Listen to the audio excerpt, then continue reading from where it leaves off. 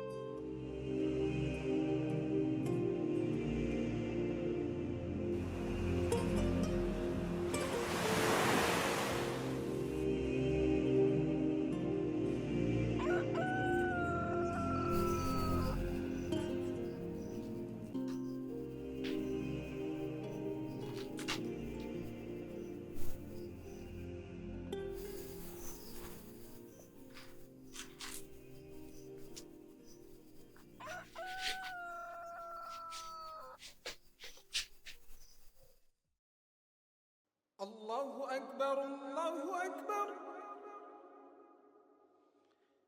الله أكبر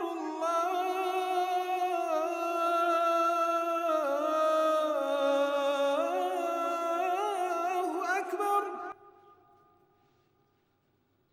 أشهد أن لا إله إلا الله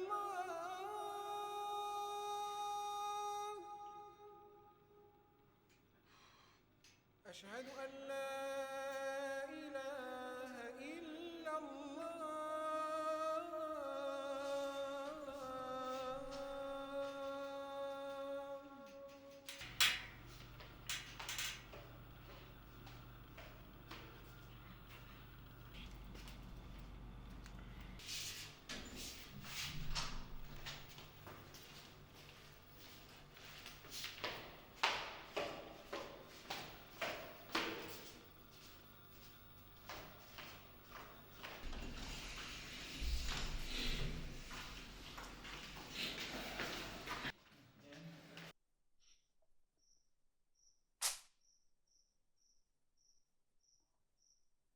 الله أكبر.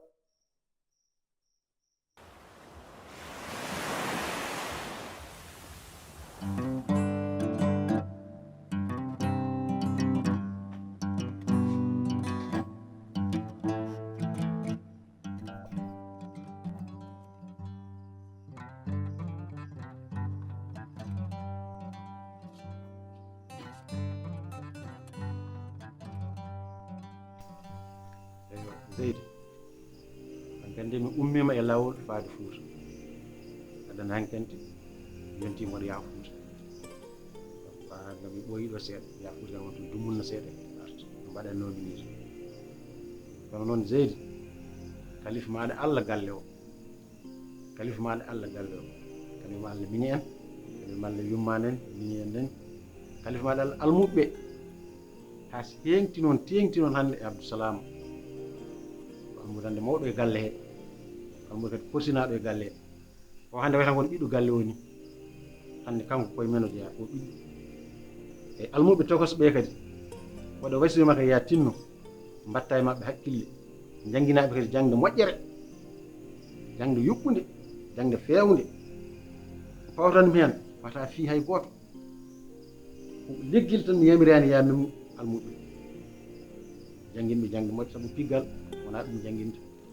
almudo wona kadi ɗum nehata cukalel tinnoɗa no feewi watta hakkille e bello watta hakkille e yumma watta hakkille e mini salamin almuɓe fof inchallah mamono fof dumunnaji mi arta kono alhamdulillahi rabbil alamin ko mbanmi e maɗa ko wallahi somi yeehi gandam ma deej saabu tabarikal hande ko heewi ko wone am hande nanayma ka lomto hande mboɗo jogui yakar hande hay somi yiyaka hande ka lomto galle o saabu hande ko jangde wonde e maɗa nde eko mbanmi e maɗa ko gandam ene ɓuuɓe e maɗa tinnoɗa noon no feewi mbatta hakkille almuɓe mbatta hakkille kadi e sukaɓe kala kadi garɗo ñagade mo duwaw adde saabu Allah ittu dokkira ɗum saabu Allah anani tinnoɗa kadi no feewi tinnoɗa no feewi noon eyi noon waɗen en duwaw الفاتحة لا وصلاة الفاتحة لا بجتي يا لطيف لا بجانا بسم الله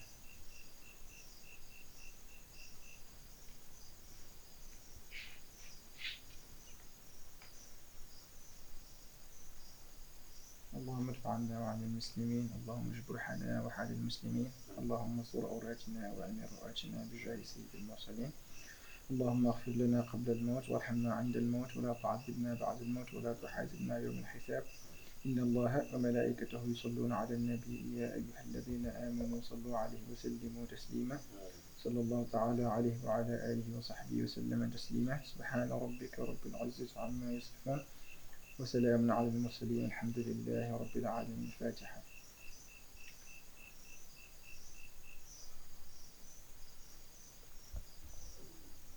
tinno ɗon no feewi nani tinno ɗon no feewi tinnoɗe tinno anani ok moƴƴi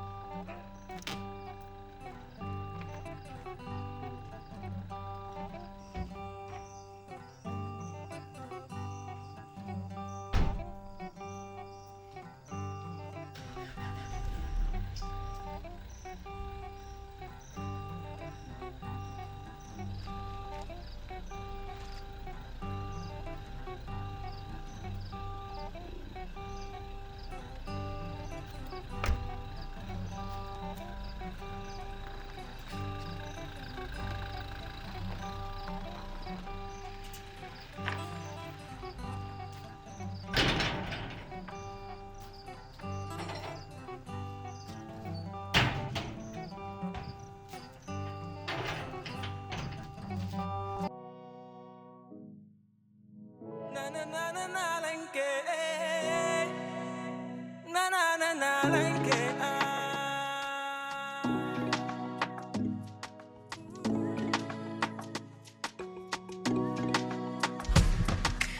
asko moƴƴo ittara ɓiɗɗo artata aratan hay so nene baaɓe no moƴƴi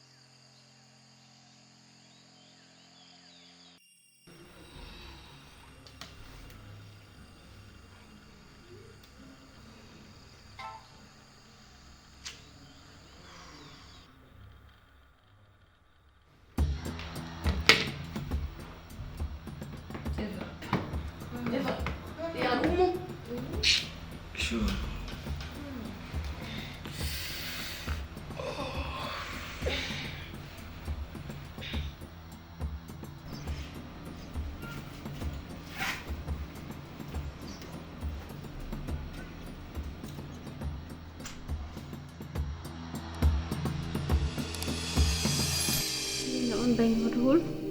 min mbeɗen caggal ma ko mbiɗa fof ko hen bonni wadde on bangi kam ko mbi Halifa wadde wona mbeɗen hen ha nder nene seydi ba mbeɗa yaha ɗo mi ara ay heure jon ɗo kono mi ɓoyata mbaɗa jogui ɗo probléme lijjitel mi e nder wuuro ngo tan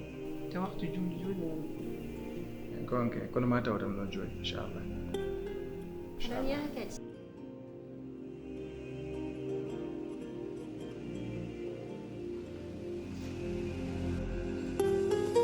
abdousalam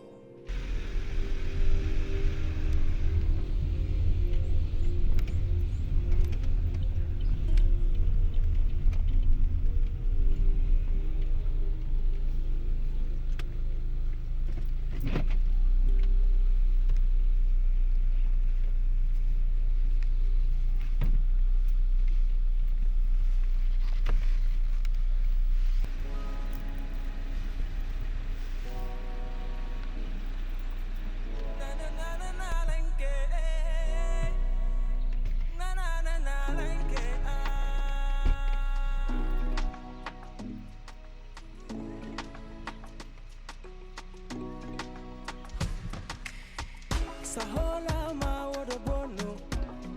ain't none wada bono. Sahola ma arfelu, ain't none arfelu. Wada kolangel, yaku audi, kakola do zaidina le, kabicherna jo.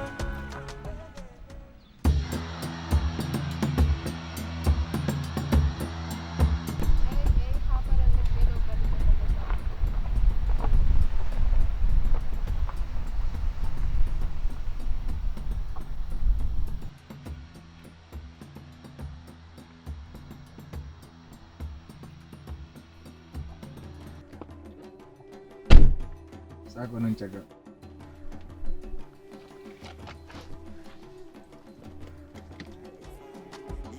Jinnaɗo ko moƴo kono ɓiɗɗo ko bonɗo jibinde wona gartude o jikka wona donɗo ɗannoɗa gara teeru bona mbayloɗa mbatta simade de yara